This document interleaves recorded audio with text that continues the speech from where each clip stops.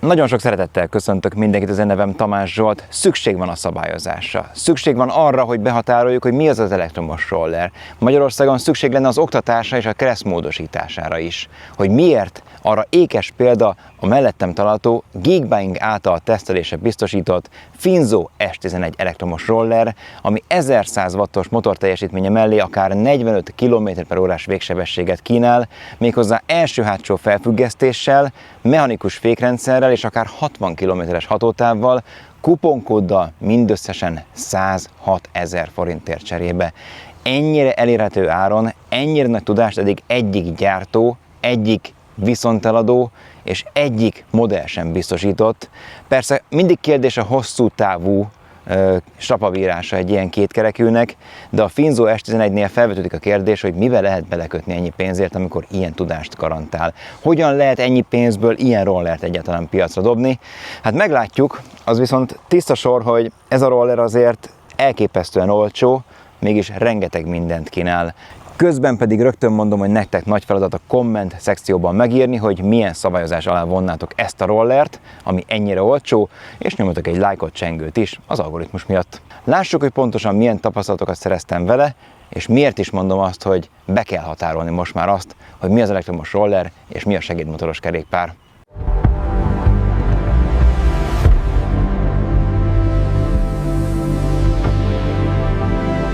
Na most gyorsan végigszaladok az unalmas adatokon, a száraz tényeken, hiszen sok mindenről lehet beszélni a roller kialakításával kapcsolatban. Egyrésztről 130 kg a terhelhetősége, és IP54-es védettséggel rendelkezik, tehát valamelyest ellenáll a fröccsenő víznek és a pornak, de nagy zuhéban azért ne álljunk rá, vagy ne közlekedjünk vele. A taposónak a mérete 520x185 cm, ami igazából szélességet tekintve jó, a roller hossza viszont azért magasabb sofőröknek már kompromisszumokat rejthet magában, leginkább utóbbi a nehézkes, hiszen mindössze 1330 mm hosszú, tehát egy egészen aprócska kétkerekűről beszélünk. Én nekem is kicsit közel volt a kormány, nem tudtam elég hátra rakni a lábomat, függetlenül attól, hogy van még egy ilyen hátsó lábtartónk is, szóval még igazából ez is bővíthetné a taposónak a hosszát. Mindamellett viszont azért a kormány magassága a talajtól 1300 mm, tehát egészen magas. A szélessége a kormánynak 675 mm, és ami még lényeges, hogy 25 kg-os maga a roller, ezáltal még éppen, hogy nem kell rá Magyarországon biztosítást kötni. Van egy kis lámpánk itt elől, ami elég jól megvilágítja az utat egyébként, de sokkal fontosabb, hogy a kormány milyen kialakítást kapott. A szélessége már itt is tisztán látható, a markolat gumírozott, tehát jó tapadást biztosít a kezünknek, és meg is támasztja a csuklónkat. Van itt egy ilyen kis kezelőszerv, ami egyrészt a dudát aktiválja, másrésztről a taposó két oldalán látható irányjelzőket, és van egy másik ilyen kétszoros kis képernyőnk, ami nappal egész jól látható, a sebességet, az akkumulátor töltöttséget és néhány információt jelez ki. Be lehet kapcsolni itt a rollert és a plusz-minusz gombokkal a sebességi módokat is változtatni, és ide lehet érinteni az NFC-s kártyát, plusz láthatjuk a feszültséget, ez inkább sötétben vagy nem erős napsütésben látható, és sokkal több információt árul el egyébként az akkumulátornak a jelenlegi töltöttségi százalékáról vagy állapotáról legalábbis. Két fékkarunk is van, jó fékbeállításokkal, és van egy ilyen kis kampunk, amire hát nyilván akár hátizsákot is rakhatunk, de nem ez a fő célja, hanem ezt lehet ide hátulra beakasztani a hátsó taposóba, és így lehet fölemelni és arrébb rakni a rollert. Van egy gyors zárunk is, így lehet kibiztosítani a kormányrudat és hátrahajtani. Első villás felfüggesztés, mechanikus fék és 10-szoros gumi, és oldalt is látszik, hogy egyébként azért ilyen nagyjából 150 mm a hasmagassága ennek a rollernek, szóval hát nem egy óriási terepcsoda, de azért még akár kicsit ilyen aszfaltmentesebb úton is közlekedhetünk vele. Szóval nagyjából így néz ki külsőleg, szerintem úgy pofás, de azért a hossza az nem elegendő a nagyon magas felhasználóknak, függetlenül attól, hogy a kormány eléggé széles, és az viszont jó magasságban van. Gyorsan pár szóban a motorról, ez egy egymotoros meghajtású roller, hátul hajt, és ennek köszönhetően akár 1100 wattos névleges teljesítményre is képes, emellé 26 Nm-es nyomaték jár. Az Európai Uniós szabályozásoknak és a gyári beállításoknak megfelelően a maximális sebesség 25 km/h, de ezt néhány mozdulattal, majd mielőtt nekiindulok a tesztútnak, el is mondom hogyan, fel lehet akár emelni 45 km/h-ig is. Mondjuk alattam nem ment ennyit, de valószínűleg egy könnyebb sofőr már el tudja érni ezt a végsebességet is, ezért is kell óvatosan közlekedni, főleg akár közúton, akár biciklúton, pláne ne adj Isten, amit ne tegyünk meg járdán egy ilyen rollerrel, de majd meglátjuk, hogy milyen emelkedő megmászási képességgel rendelkezik, mert azt nem adta meg a gyártó, így vagy úgy azért ez a teljesítmény is több mint elég ahhoz, hogy eljussunk akár iskolába, akár boltba, akár csak kicsit rollerezzünk a napokban. Keresi az ember, hogy hol kell kompromisszumokat kötni egy ilyen olcsó rollernél, de az S11 esetén sehol. Kezdjük ott, hogy elől és hátul is lengéscsillapítás próbálja semlegesíteni a különböző úthibákat, elől dupla villás vagy villás, tehát teleszkópos megoldással, hátul pedig rugós-tagos felfüggesztéssel. Hát nyilván ezért egész keményre lettek hangolva, de majd menet közben bővebben is mesélek erről. Továbbá 10 szolos belső nélküli abroncsokról beszélünk, amelyek némi mintázatot kaptak, aszfalton jól tapadnak, de azért nem terepkialakításúak. Plusz nyilván, mivel csak 10 incsesek, ezért készüljünk fel arra, hogy erősebb berugózás kell ahhoz, hogy egy patkára felugrassunk, vagy azért óvatosan, mert mivel kicsik a kerekek, egy ilyen patka azonnal ki tudja fordítani a kormányt a kezünkből, de legyen az egy bármilyen kis mélyedés, nyomvájú, az is elég hozzá. A harmadik dolog pedig, aminél azt hittem, hogy majd biztos, hogy itt lesz az, ahol határt szab a pénz a teljesítménynek, illetve a tudásnak, az a fékrendszer. Nyilván nem hidraulikus féket kapunk ennyi pénzért, nem is várhatjuk meg, hát mit is akarnánk már tényleg 100 pár ezer forintért, de a mechanikus első-hátsó fék is szerintem több, mint amit jósolnánk ennyi pénzért, és ezek nyilván nem a legmagasabb minőségű termékek, mégis azt mondom, hogy ehhez a sebességhez, még akár az unlockolt 45 km/h-s végsebességhez is elegendőek, de hát mindig elővigyázatosan kell közlekednünk, és hát mindig ügyesen, előrelátóan kell vezessünk. Szóval lengéscsillapítás, fék és gumik terén sem hagy kívánnivalót maga után a roller. Nyilván azért ez nem egy tereproller, ez pont aszfaltra való, arra viszont mondhatni kiváló. Felmerül tényleg az emberben a kérdés, hogy mit vár 106 000 forintért egy elektromos rollertől. Hát biztosan kevesebbet, mint ez a Finzo S11, amennyit ad. Ugye a bekapcsolás az nem csak úgy működik, hogy magát a bekapcsoló gombot lenyomjuk, és akkor már működik minden, hanem itt van egy ilyen kis kártyaolvasó, ahová oda kell érinteni az NFC-s teget. Gyárilag 25 km/h-s végsebességre képes a roller, ám a fékkart behúzva, majd a bekapcsoló gombot megnyomva, az NFC-s teget ide hozzáérintve, és folyamatosan húzva a fékkart, majd a mínusz gombot 10 másodpercig nyomva, elő fog jönni egy SPD, vagyis Speed menü, ahol minden számot a plusz-minusz gombokkal egyesre kell állítani, lépkedni pedig a bekapcsoló gombbal lehet, majd utána, hogyha mindegyik egyes, akkor utána hosszan kell lenyomni a bekapcsoló gombot, és már is unlockoltuk a rollernek a végsebességét egészen 45 km/h-ig. Én már ezt meg is tettem korábban, szóval 3-as sebességi fokozatban neki is veselkedek az útnak, és már is 30-al megyek, szóval azért nem egy szuperhajtású gép ez, de ettől függetlenül én szerintem a gyorsulása és a dinamikája, főleg ennyi pénzért, de szinte ez minden egyes specifikációnál elmondható, hogy ennyi pénzért több, mint amit várnánk. Alattam azért nem ment 45-tel, síkterepen nagyon hosszú, kifutópálya méretű felgyorsulás után azért inkább a 40 km/h volt a reális, de szerintem ez is untig elég, főleg, hogyha a crash szabályozás azt mondja majd, hogy egy ilyen rollerrel is esetleg visszaszorulunk a bicikli útra, hát nyilván közúton azért ez már csekély sebesség, szóval azért óvatosan közlekedjünk, és ahogy szoktam mondani, mindenképpen használjunk a védőfelszerelést is. Jöjjön a szokásos teszt, hogy az 1100 wattos motor mire elegendő egy ilyen 8-10 fokos emelkedőn. Hát egy motoros rollerről beszélünk, amit azért eléggé feltöltöttem most. Nem várom, hogy fel tud vinni engem, és ez nem is fog megtörténni én szerintem, hiszen már az emelkedőnél felénél, és ilyen 10-zel megyek, de azért addig nyüstölöm, ameddig csak van egyensúlyom. és az a helyzet, hogy még bírja, de biztos, hogy itt már megsül a motor kb. Szóval inkább nem egrecíroztatom ebben a nyári napsütésben és melegben, inkább magam segítek abban, hogy följussak, de innen is látszik, hogy azért vannak korlátai ennek a rollernek, legalábbis teljesítményt tekintve mindenképpen, hiszen ugye 1100 watt a motor, hátsó kerék meghajtásról beszélünk, és ugye 1-es, 2-es, 3-as sebességi fokozatunk van, az 1-es az inkább ilyen kis lassú araszolás, a 2-esnél 15-tel mehetünk, a 3-asnál pedig 25-tel, vagy akár 45 km/h-val.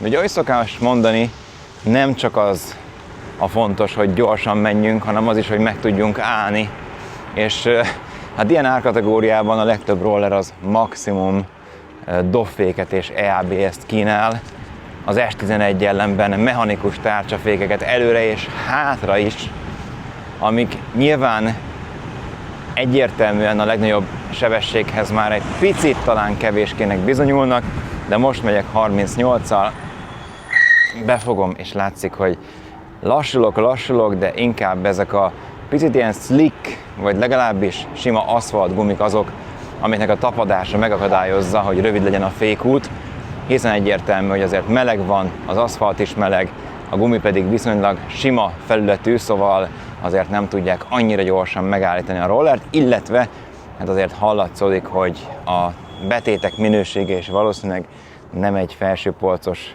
termékét idéző dolog, hiszen azért van némi nyikorgás, csikorgás, valószínűleg az is elmondható, hogy minimális utánállítással azért ez kiküszöbölhető, vagy legalábbis csökkenthető ez a hang, de tény és való, hogy fognak a fékek. Egyértelmű az is, hogy előrelátóan kell vezetni, de igazából ennyi pénzért, ahogy már nem egyszer elmondtam, többet ennél alig ha várhatunk. És hát a másik pedig, amit szintén pluszként lehet jellemezni a rollerrel kapcsolatban, hogy ugye nem C alakú a futómű, hanem első teleszkópos, hátul pedig sima lengéscsillapítást kapunk, de az a helyzet, hogy jó keményre van hangolva, tehát azért nem megyünk át minden úgy hibán, úgy, mint forrókés a vajon.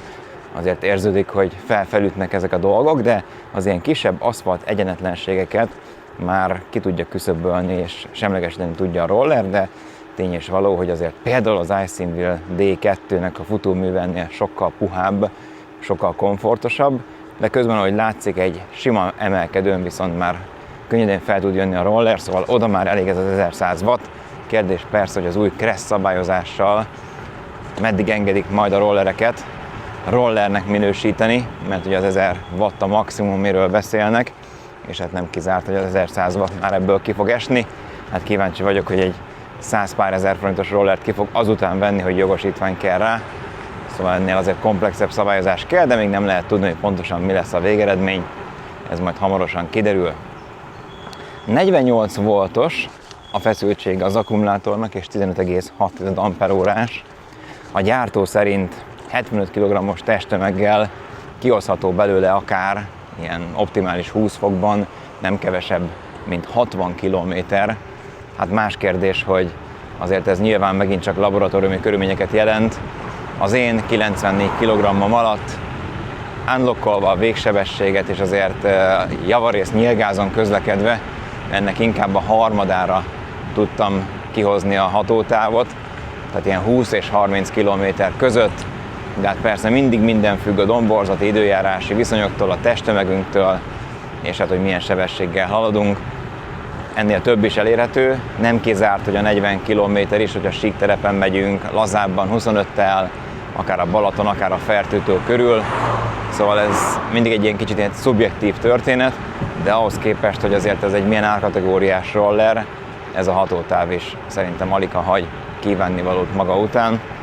És hiába van index, egyrésztről egy kicsit nehezen elérhető, tehát ergonómiai szempontból nagyon magasra került, másrésztről pedig ezek a jelzések alig láthatók ilyen erős napsütésben, szóval hát bizony azért jó, hogy van, hiszen esetleg egy szabályozásnak eleget tud tenni, de sokat nem ér sajnos, szóval próbáljunk láblendítéssel jelezni, ami egy fokkal nehezebb így, hogy rövid a roller. Az a helyzet tehát, hogy még akár nagy sebességnél sem szitál be, hiszen ez nem egy C alakú futómű, nagyon stabilan megy, széles a kormány, tehát az biztos, hogy ilyen értelemben nincs gond vele, egyedül a hossza az, ami azért nem az igazi, legalábbis az én magasságomhoz, viszont a kormány magasság az tök jó, egyáltalán nincs recsegés és ropogás, csak ezt a féknyikorgást halljuk, amikor lassítunk, de az a durva, hogy én el sem hiszem, hogy ezt hogy tudták ennyi pénzből kihozni. Kérdés persze a hosszú távú megbízhatóság, arról nehezen tudnék most nyilatkozni, de hát azért ennél többet ennyi pénzből szerintem nem lehet kihozni, sőt, nem véletlenül ilyen olcsó, hát nyilván azért nem kell megfizetni a magyar áfát, ami 27%. Na és még egy utolsó teszt, ha még valaki itt van velem ezen a kis körön, mert ezek a gumik nem arra valók, hogy homokosabb, vagy akár az aszfaltot elhagyva bármilyen más típusú úttesten közlekedjünk, de hát azért nem lenne teszt a teszt, hogy ezt nem próbálnám ki. És most erre lehetőséget is kínál ez a földút, és azért itt is megállja a helyét nyilván a roller, tehát így azért el lehet itt gurulgatni, de amikor már jön ez a homokosabb rész, akkor biztos, hogy figyelnem kell. Mert itt már azért könnyebben csúszik, de azért lássuk, hogy a futómű hogy küszöböli ki ezeket a meglehetősen nagy mélyedéseket, és már így komoly egyenletlenségeket, de azért itt is lehet. Tehát, hogyha valaki úgy lakik tanyán, vagy olyan helyen, ahol esetleg ilyen úttesten is kell közlekedni, úton, akkor is még ez egy jó döntés lehet, de nyilván nem kompromisszumok nélkül. Na mennyibe kerül ez a roller, lássuk pontosan mit kell hozzá használni, és honnan lehet megrendelni. Egyszerre borzasztóan nehéz, és egyszerre nagyon könnyű az összegzése a Finzo S11-nek. Kezdjük a legpozitívabb tulajdonságával, hogy az itt látható kuponkódot a geekbuying.com-ra beírva vám és egyéb költségek nélkül mindössze 106 000 forintért cserébe miénk lehet a Finzo S11. 106 000 forint. Ennyi pénzért dupla lengéscsillapítást, akár 40-45 km/h végsebességet, reálisan nézve is 20-40 km közötti hatótávot, mechanikus fékrendszert és NFC-s indítást kapunk. Döbbenet tényleg, tehát hogy nem lehet ennél többet már szerintem ennyi pénzért adni, ez kicsit visszautal arra az időre, amikor még olcsóbbak voltak az elektromos rollerek, és egész jó tudást kaptunk, nagyon jó árértékarány mellett. Viszont megkérdőjelezi, hogy akkor minek költsünk 200-300 000 forintot, amikor ez is bőven elég arra, hogy a legtöbb helyzetben méltó utilitásunk legyen. Viszont megnehezíti az értékelést az, hogy már ennyi pénzért is szinte mindenki számára elérhetővé válnak az ilyen olcsó, de mégis hát nyilván azért magasabb felszereltségű rollerek, akkor tényleg tudni kellene, hogy ez most roller, segédmotoros kerékpár, kell hozzá ismerni a kereszt, nem kell hozzá ismerni a kereszt, kell hozzá védőfelszerelés, nem kell hozzá védőfelszerelés, és hogyan is kéne edukálni az embereket Magyarországon és más országokban is ahhoz, hogy tudják, hogyan kell közlekedni egy ilyen kétkerekűvel, mert ismerni kellene a jobbkezes utcákat, a sebességhatárokat a 30-as övezetekben, és hát nyilván minden más, akár előnyt és hátrányt, amit a forgalomban élvezhetünk és kaphatunk, mert bizony itt azért már nagy szükség lenne erre. Valószínűleg, hogyha egy kategória lesz, akkor lehet majd vezetni, mindenképpen viseljünk sisakot, protektoros kabátot, kesztyűt, térdvédőt és bármit, ami megvéd minket az esés során attól, hogy komolyan összetörjük magunkat. De hogyha viszont két kategória lesz, akkor Magyarországon ez már nem fog beleférni valószínűleg abba a kategóriába, hogy ne kelljen hozzá jogosítvány. Én minden esetre mindenkit köteleznék arra, és az oktatást is felkészíteném, hogy alap-kressz tanulmányokat mindenki végezzen, mert tudni kell a forgalomban résztvevőknek, hogy mire számítsanak, legyen az egy biciklis, egy rolleres, egy motoros, vagy éppen egy autóvezető. Így vagy úgy, az biztos, hogy a Finzo S11 nem hagy kívánni valót maga után ennyi pénzért. Nyilván nincsen 1000, 2000, 3000 km utáni tapasztalatom, hogy mennyire fog nyikorogni, szétesni. Most még így több 10 km után azt mondom, hogy ez egy bombavétel ennyi pénzért, és ennél jobbat nem is lehetne sem Magyarországról, sem pedig külföldről rendelni. Na és mit gondoltok? Mi a véleményetek az egészről? Írjatok meg kommentben, én pedig köszönöm szépen a figyelmet, nyomjatok egy lájkot, és kövessetek a különböző közösségi oldalakon is. Szép napot, sziasztok!